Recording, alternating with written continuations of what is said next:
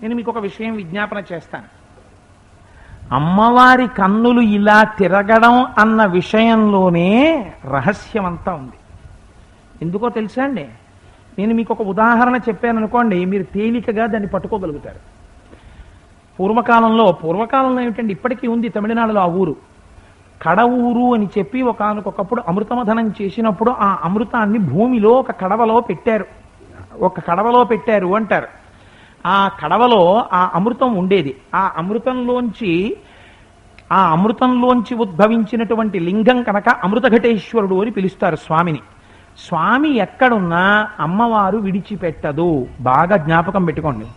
అందుకే మనం ఇక్కడ ప్రతిరోజు ఉదయం 6 గంటలకి మల్లికార్జున సుప్రభాతం చేస్తున్నాం. మల్లికార్జున సుప్రభాతం చేయడానికి చాలా కారణాలతో మల్లికార్జున సుప్రభాతాన్ని తీసుకోవడం. శ్లోకంలో శంకరాచార్యుల వారు, ఇందాక నేను చెప్పాను, భ్రమర కలభౌ అన్నారు. అమ్మవారిని భ్రమరంతో పోల్చారు.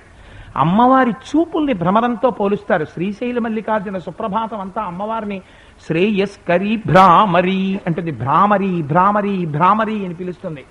ఆవిడికి చేసేటటువంటి అలంకారం కూడా ఇలా 2 రెక్కలతో ఎగురుతున్నటువంటి భ్రమరంలా చేస్తారు శ్రీశైలంలో.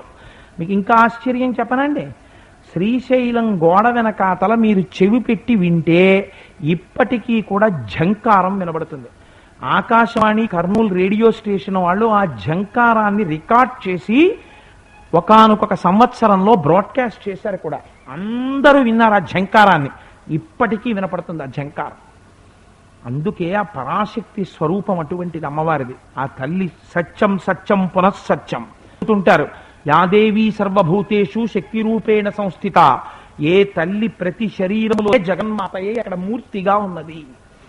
అందుచేత భ్రామరి భ్రామరి అంటాం. అందుకే పొద్దున్న సుప్రభాతం అంతా అమ్మవారిని భ్రమరాంబగా పిలుస్తాం.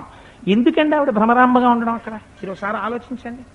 ఇలా రెక్కలు పెట్టుకుని ఆవిడ ఒక సీతాకోక చిలుక రూపంలో వచ్చి అరుణాసురుణ్ణి సంహరించింది అక్కడ. ఎందుకు ఆవిడ అసలు సీతాకోక చిలుకగా రావాలి అక్కడికి? ఇదే మీకు పార్వతీ పరమేశ్వరుల యొక్క దాంపత్యంలో ఉన్న రహస్యం. శ్రీశైలం ఏ రూపంతో ఉన్నాడు? మల్లికార్జునుడిగా ఉన్నాడు. మల్లికార్జునుడు అంటే మల్లికా పుష్పం, మల్లె పువ్వులా ఉంటాడు.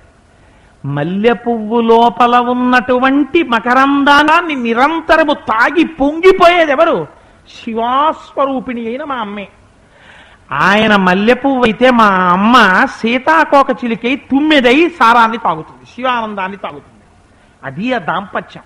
అందుకని అమ్మవారి దగ్గర వచ్చి భ్రామరి అన్నారనుకోండి, వీడెవడో తెలుసో తెలీదో కానీ పొద్దున్నే నా దగ్గరికి వచ్చి, అమ్మ శంకరుడు మల్లికార్జునుడిగా వెడితే ఉండలేక నువ్వు భ్రమరంగా వెళ్ళావు అంటున్నాడు రా, వీడికి ఎంత సంతోషం రా పాపం నేనంటే, వీడికి తెలుసో తెలీదో అని గభాలను వచ్చి దర్శనమిస్తుంది.